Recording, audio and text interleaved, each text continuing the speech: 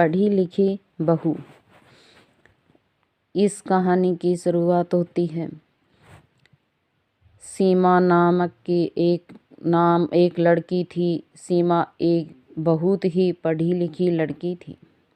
वह अपने गांव में छोटे छोटे बच्चों को पढ़ाया करती थी, जिससे वह अपने खर्च के पैसे निकाला करती थी और बच्चों को सही शिक्षा भी मिल जाती थी।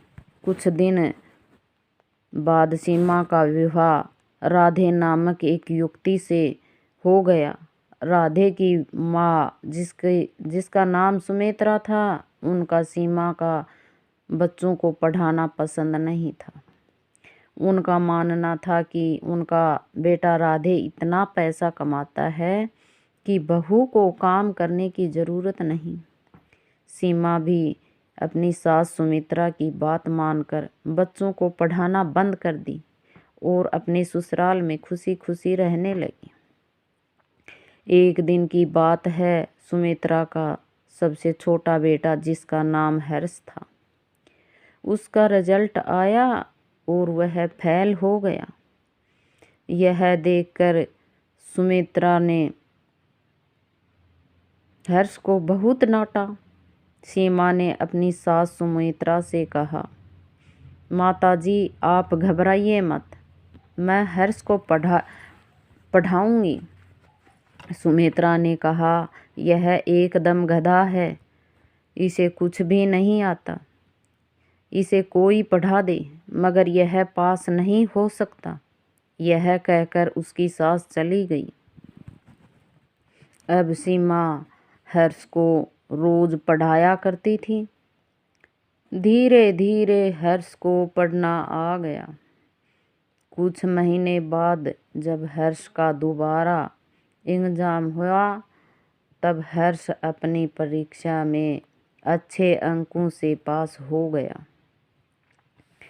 यह देखकर सुमित्रा बहुत ही खुश हुई।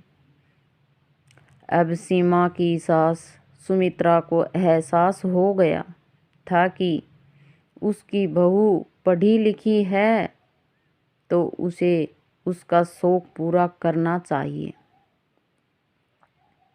अगर वह बच्चों को पढ़ाना चाहती है तो उसे और भी बच्चों को पढ़ाना चाहिए।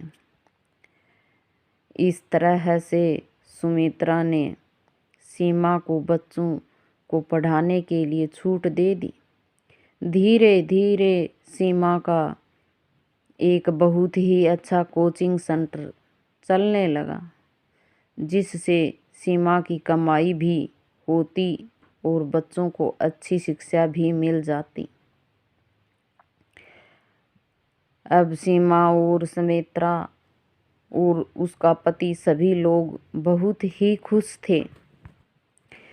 अब सीमा की सास सुमित्रा को एहसास हो गया था कि उसकी बहू पढ़ी लिखी है, तो उसे उसका शौक पूरा करना चाहिए। अगर वह बच्चों को पढ़ाना चाहती है तो उसे और भी बच्चों को पढ़ाना चाहिए। इस तरह से सुमित्रा ने सीमा को बच्चों को पढ़ाने के लिए छूट दे दी। धीरे धीरे सीमा का एक बहुत ही अच्छा कोचिंग सेंटर चलने लगा, जिससे सीमा की कमाई भी होती और बच्चों को शिक्षा भी मिल जाती थी। अब सीमा और सुमित्रा और उसका पति सभी लोग बहुत ही खुश थे।